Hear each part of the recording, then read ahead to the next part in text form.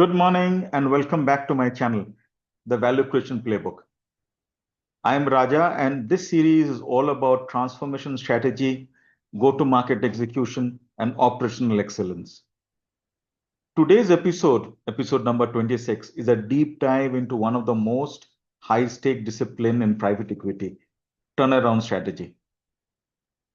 When a PE firm acquires a distressed asset, the clock starts ticking. The first 100 days aren't about optimization, they're about survival, stabilization, and strategic assets.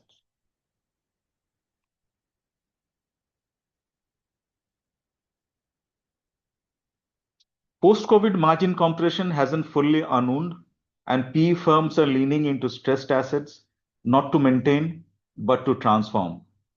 So in this episode, we are unpacking the real-world mechanics of turnaround execution, not theory, not platitudes, actual playbooks used by interim CXOs to stabilize cash structures and rebuild profitability.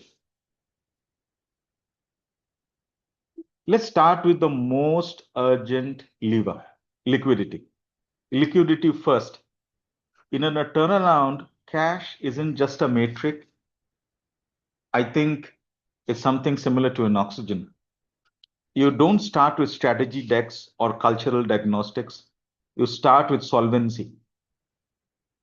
The first 100 days are about visibility and control. That means rolling 13 weeks forecast, freezing discretionary spend, renegotiating vendor terms, and accelerating receivables. You need a daily cash war room, as simple as that, and not a monthly finance review. That doesn't hurt. I saw this play out in Pune last quarter. A manufacturing firm stabilized 42 crores in working capital by linking treasury to ops and renegotiating supply credit windows. CFO built a rhythm, daily dashboards, operational triggers, cross-functional alignment.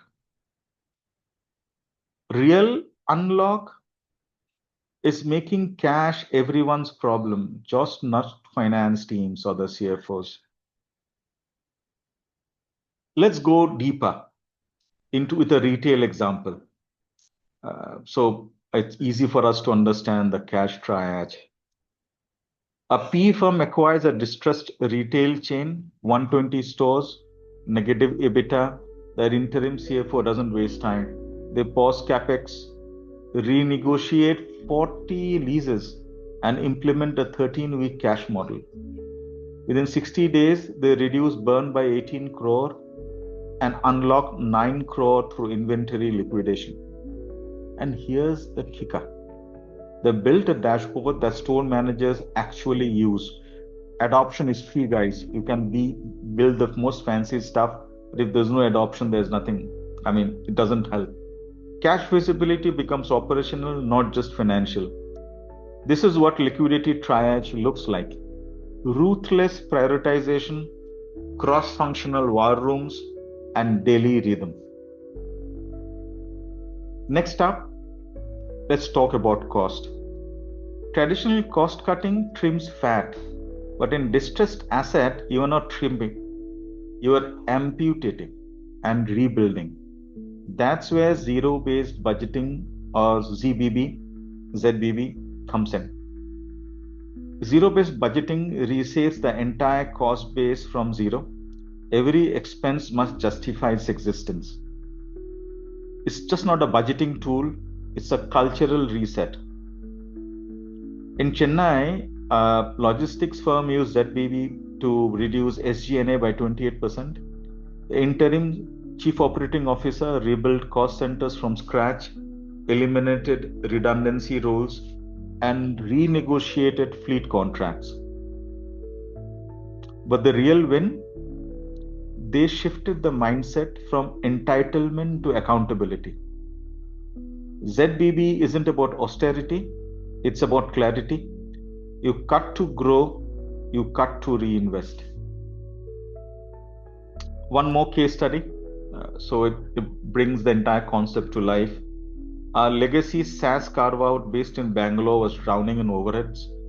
The interim CFO and Chief Operating Officer deployed zero-based budgeting across marketing, tech, and admin. They rebuilt budgets from zero, challenged every vendor, and redesigned the org structure. Within 90 days, they cut 11 crore in fixed costs and reallocated 4 crore into product innovation. Monthly dashboard showed cost to value ratios. The board didn't just see cuts, they realized and understood the ROI that this entire exercise is bringing. That's the power. That's the power of zero-based budgeting when paired with reinvestment strategy. Of course, the leadership has to drive the adoption and the change management, but it's part of the game. So you start somewhere, you add the additional layer, and at the end, you have a changed organization. As I keep telling you, restructuring isn't just layoffs, it's all about redesigning your operating model. You're rebuilding the business model for viability, not just survival. That includes org redesign, product rationalization, pricing resets, and operational streamlining. In Q3, a distressed D2C brand moved from in-house logistics to a hybrid 3PL.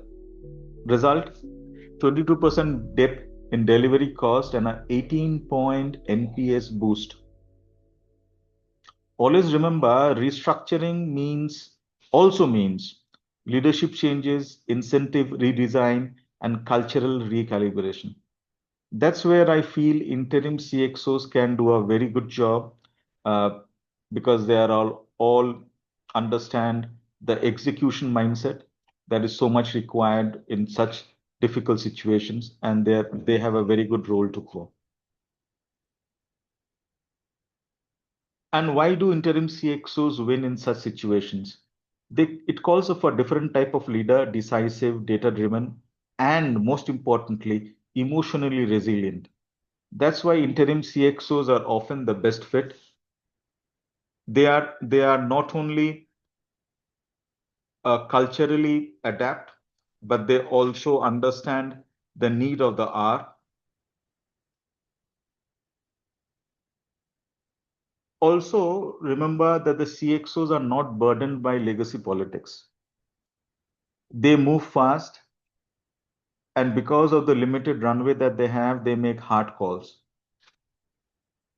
all for the need for the transformation, which is so much needed at that particular moment.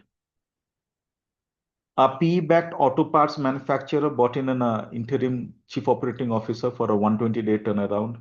He restructured plant ops, renegotiated union contracts, all leading to an EBITDA turning positive in 1995 days. But always remember, he had a clear mandate to stabilize cash, reset cost base, build a roadmap, all essentially translating into pure play execution mindset and execution driven approach to do whatever it takes. I always believe that in order to do this, you need to have a 30, 60, 90-day playbook. Uh, that's the rhythm that you need. Chaos kills momentum. That's where a framework like this will help.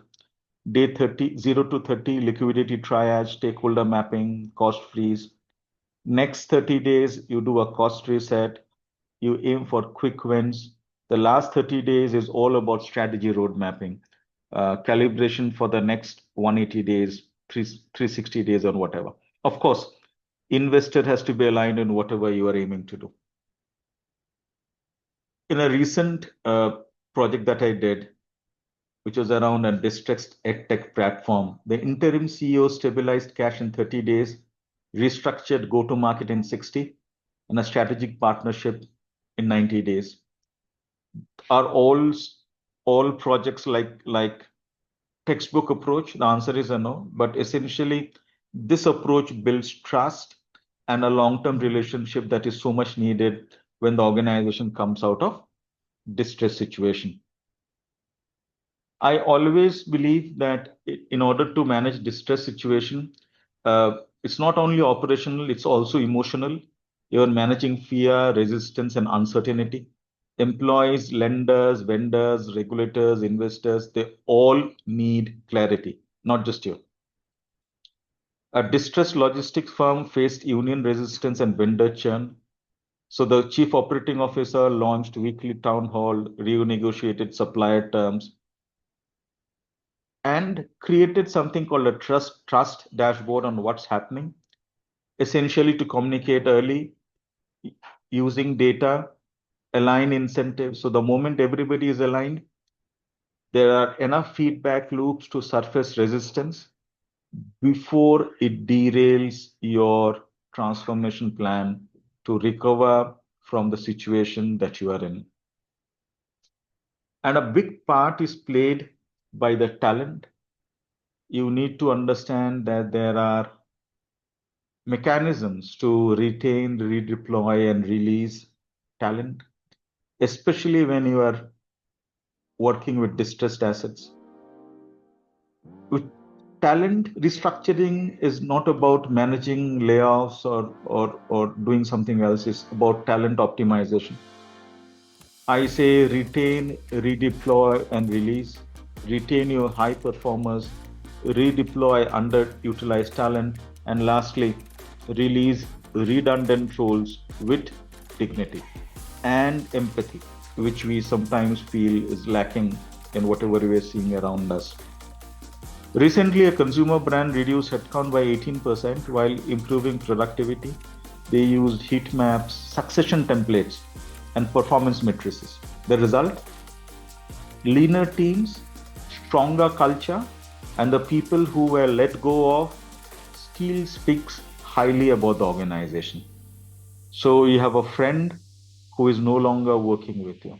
That, my friends, is a value multiplier in the long term. Always remember, distressed assets often suffer from bloated portfolios and misaligned pricing. That's where restructuring also comes into play in this area of product and pricing. A SaaS firm cut 40% of legacy modules and introduced value-based pricing. ARPU jumped 22%. Customer satisfaction improved 17%. Rationalize SKUs. Model price elasticity. Segment customers. Make decisions based on data, not legacy attachments. Let's not get emotional about the old products or SKUs that you need to sunset. This brings me to the tech stack optimization.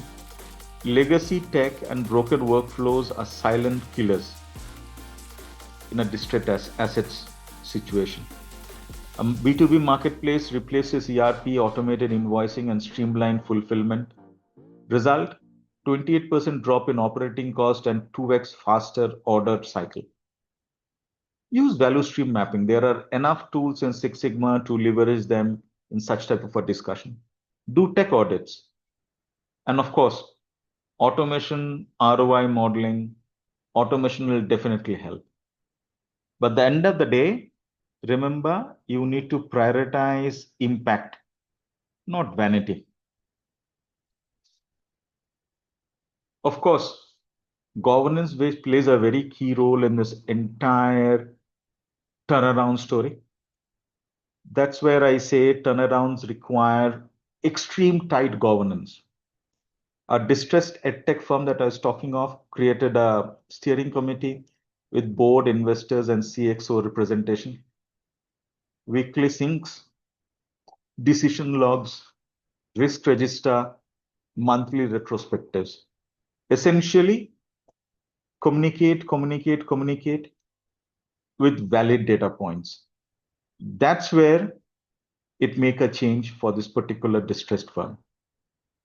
I consider it's not bureaucracy, it's execution focus that makes a change in such a situation.